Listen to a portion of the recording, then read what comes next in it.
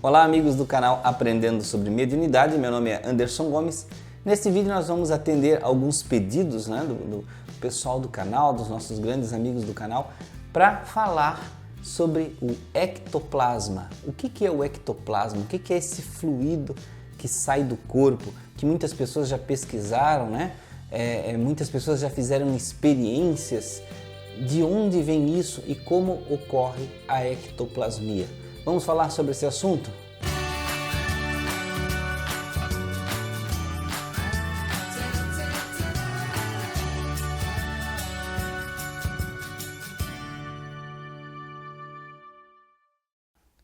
Bem-vindo, meus amigos, mais uma vez ao canal Aprendendo sobre Mediunidade.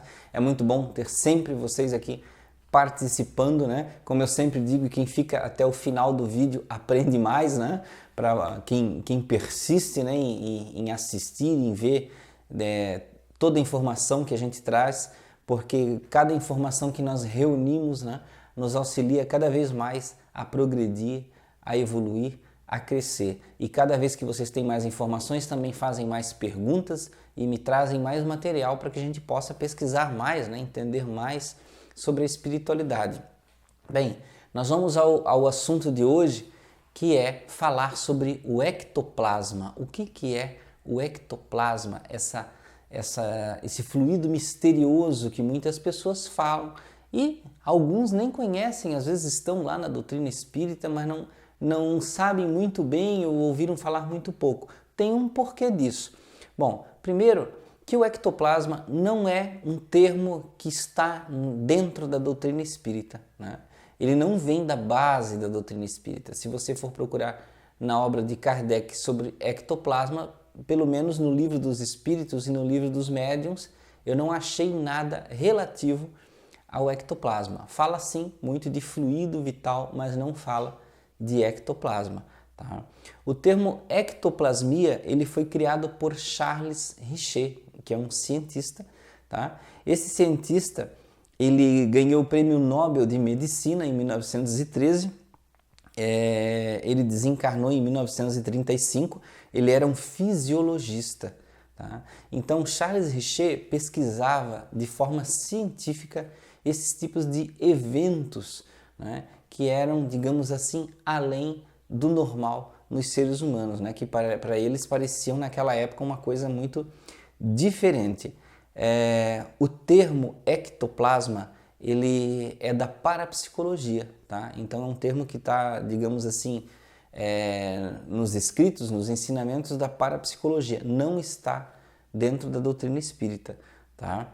E através das pesquisas, não só do Charles Richet, mas de muitos outros pesquisadores, veio-se a descobrir e entender como é que funcionava o ectoplasma. Porque, na verdade, essas pessoas dessa época, como ele, o César Lombroso e vários outros que pesquisaram, eles não simplesmente assistiam o fenômeno, mas sim eles testavam o fenômeno, eles observavam, buscavam repetir, ou seja, usavam um método científico.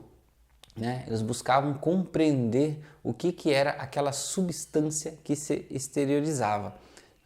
Então, para quem está, digamos assim, assistindo, mas não está entendendo, mas o que é esse ectoplasma, de onde ele vem, Então a gente vai colocar aí fotos durante o processo, durante o vídeo, para vocês verem o que é. Então o ectoplasma nada mais é que uma substância que é mais ou menos liquidificada, que é expelida pelo médium por orifícios, seja no nariz, seja no ouvido ou até mesmo pelo ânus. Então esse ectoplasma é uma substância meio leitosa que ela é, digamos assim, meio que animada. Por quê? Porque ela faz parte do médium. Então ela sai, é utilizada e retorna para o médium. Tá? Para que ela serve? Para que ela era usada nessas épocas de pesquisa do Charles Richet e todos esses outros pesquisadores, que foram muitos, tá, gente? Eu nem vou citar, não tem como eu citar todos aqui, tem livros e tudo mais sobre o assunto. E eu vou dizer para vocês, eu não sou nenhum especialista em ectoplasma, tá? Então veja, essa substância ela é moldável, né? Ela pode ser, digamos assim, manipulada e é ela que faz as materializações de espíritos. Então tem muitas fotos, né, que vocês podem achar na internet, procurem aí experiências de ectoplasmia, sessões de ectoplasmia, e vocês vão ver fotos inclusive do Chico Xavier junto com médiuns, né, fazendo experimentos. Então eles queriam descobrir quais eram as funções, para que servia aquilo. Um ponto importante que eles descobriram na ectoplasmia, eu acho que é o ponto mais importante, é que eles entenderam que o ectoplasma, quando sai do médium para formar, digamos assim, a aparição de um espírito e fazer com que o espírito tenha a sua forma feita com base naquele ectoplasma, este ponto importante é que haja uma inteligência exterior que vai moldar a aparição, né? Então, este é o ponto importante.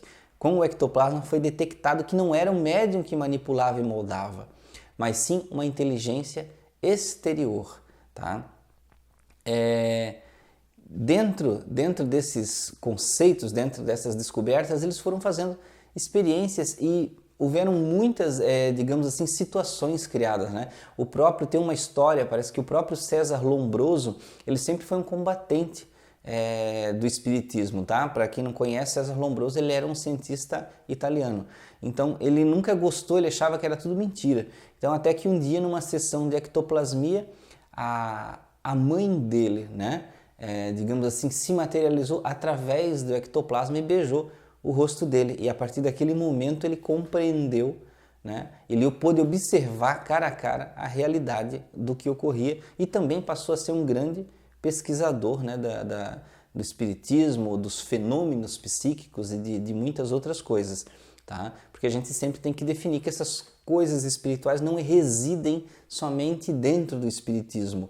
Isso é uma coisa universal. O espiritismo trata de uma parte, digamos assim, do fenômeno e da realidade, mas existem muitas coisas que não estão ali, como o próprio ectoplasma, né? Então, se eu estiver errado, me corrijam, falem aí nos comentários, tá? Deem as ideias de vocês, porque eu não sei tudo, tá?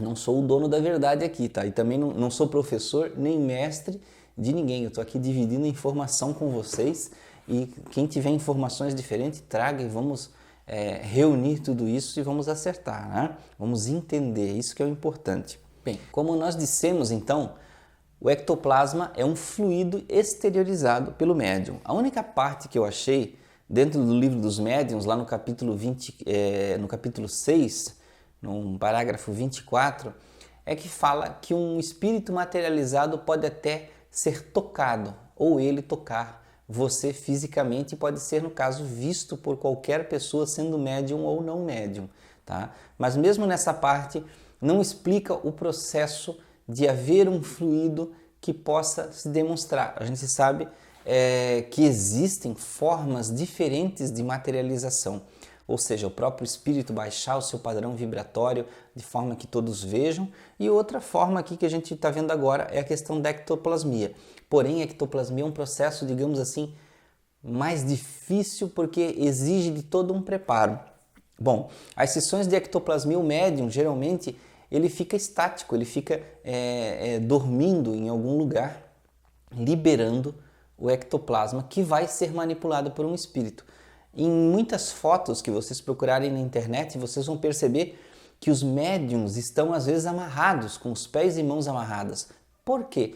Por causa da preocupação que eles tinham na época de que alguma coisa fosse manipulada. Então eles tinham que ter, dentro do ambiente de teste científico, um ambiente de controle. Então eles atavam as mãos e pés, geralmente com a preocupação que o médium não se levantasse ou fizesse qualquer coisa que pudesse invalidar o experimento ou até mesmo enganar, né? Então, vocês vão ver muitos casos assim. Então, normalmente nas fotos que vocês estão vendo, os médiums expelem esse fluido branco, né? Onde um espírito vai moldar. Dependendo da quantidade, do potencial desse fluido, um espírito pode fazer aparecer somente um rosto, somente uma mão, né? Ou pela vontade, ou devido ao potencial, ou até um corpo inteiro de um espírito. É como se o espírito vestisse o ectoplasma, né? Colocasse nele para que ele pudesse aparecer. Uma forma bem simplória, gente, seria isso, tá? Então vejam que precisa do agente inteligente para esse fluido ser moldado, ser mexido. Existem casos até, pesquisadores fizeram moldes, né, de gesso e outras coisas, onde o espírito materializado colocava a mão no gesso, né, e depois que endurecia, retirava e ficava um molde da mão exatamente como era a mão da pessoa quando era encarnada, né, daquele espírito que estava ali presente. Então existem muitos tipos de experimentos. Uma coisa interessante é que esse fluido, o ectoplasma, ele pode também apresentar-se no estado sólido, no estado líquido, no estado gasoso. Ele é totalmente moldável na questão ambiental. Um ponto importante nas sessões que eu observei, pesquisando, é que é necessário que tenha um nível de luz mais baixo ou até, né, que a sala esteja no escuro para que o médium exteriorize esse ectoplasma e ele possa ter potencial para ser manipulado, né? Então, o que ocorre? Em alguns casos, quando o médium é um médium com mais potenciais para isso, ele consegue até com um certo nível de luz, mas isso é muito variável, porque a luz muito forte, ou por exemplo a luz do sol, afeta totalmente a consistência do ectoplasma, tá? Esse fluido do ectoplasma, depois que ele é utilizado pelos espíritos, ele retorna para o médium. Isso mesmo, ele volta, parece meio nojento, né? Mas tanto ele sai, como ele é moldado, utilizado e depois ele volta para dentro do médium, tá? Mas é assim que funciona. Bom, existem algumas pessoas que falam que esse tipo de fluido, o ectoplasma, pode ser usado em sessões de cura, em trabalhos de cura, tá? Algumas pessoas falam que... Eu estou falando algumas pessoas falam porque existem opiniões diferentes, né? Tem pessoas que dizem que certos tipos de doenças são reflexos do excesso de ectoplasma que tem que ser retirado do corpo, tá?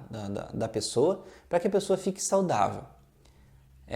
Tem alguns pontos interessantes aí que eu particularmente não concordo muito. Ora, se o ectoplasma em todo o trabalho ele retorna para o médium, porque ele é parte do médium, por que o médium teria ele em excesso então? Por que ele se produziria a mais e o médium precisa, digamos assim, retirá-lo, né? E como é que é esse processo? Então dizem que tem pessoas que fazem trabalhos com esse ectoplasma na questão de retirá-lo. Eu, às vezes, penso que talvez algumas pessoas confundam fluido vital com ectoplasma ou confundam certas contaminações energéticas com excesso de ectoplasma. Eu posso estar errado. Então é questão de são coisas que nós temos que pesquisar muito mais para entender. Então, como eu falei, eu não sou dono da verdade, eu não posso dizer que fulano lá que faz trabalho retirando ectoplasma excesso, ele está errado, né? Pode ser que sim, pode ser que ele esteja, digamos assim, melhorando as energias daquela pessoa e está achando que está retirando ectoplasma. Ou não, ou ele tem razão, realmente ele está tirando ectoplasma e ele está certo no que ele está fazendo e na forma de pensar. Eu não sei, gente, são coisas para a gente descobrir ainda. Então, são várias situações que podem ser utilizadas. Durante muito tempo, todas essas sessões de ectoplasmia foram combatidas, né? Foram tidas como coisas feitas por charlatões, né? Como mentiras, mas existem muitos e muitos casos que foram relatados e foram levadas pessoas. Eu já li vários livros onde pessoas eram levadas para o ambiente e geralmente eram escolhidas pessoas idôneas, né, da sociedade. Então eles gostavam, as pessoas que faziam experimentações levavam juízes, levavam delegados, professores, médicos, cientistas para as sessões para atestar cada fato. Então realmente isso existe, né? O ectoplasma, as sessões de ectoplasmia e materializações existiram. Hoje eu não sei dizer para vocês quem faz isso, porque é uma situação muito rara. Dentro do campo espírita se diz que não se faz, porque já passamos o tempo da comprovação. Eu realmente acredito que se for para a comprovação, não vejo necessidade nenhuma. Se for para um estudo de necessidade, para questões de saúde, eu acho muito interessante. Um ponto que eu não falei é que muitos cientistas, testando a substância do ectoplasma, verificaram que nela constavam células do médium de origem. Dentro do ectoplasma tinha células de pele, células de cabelo, células de uma série de partes do corpo. Então esse é um ponto interessante que confirmava a particularidade dessa energia pertencer, desse tipo de plasma, né? Parece um plasma, disso pertencer ao médium. Então, gente, eu acho que é mais ou menos isso que tinha no assunto para o ectoplasma. É claro que existem pesquisas, existem muitas coisas, gente. Existe muito material na internet, tem muito livro destes pesquisadores relativos às pesquisas com o ectoplasma, desses experimentos. Então, eu sugiro para vocês, não fiquem só na minha palavra, né? Busquem, pesquisem, vão além, muito além do seu conhecimento, porque é isso que nos faz crescer e evoluir cada vez mais. É o buscar, é a busca infinita que traz o nosso crescimento. Então eu agradeço vocês terem ficado até aqui participando desse vídeo. Sejam sempre bem-vindos no nosso canal. Deus abençoe vocês, a sua casa, né, o seu lar, a toda a sua família, os seus amigos, o seu local de trabalho, que estejam sempre sob a luz divina. Muito obrigado, até a próxima.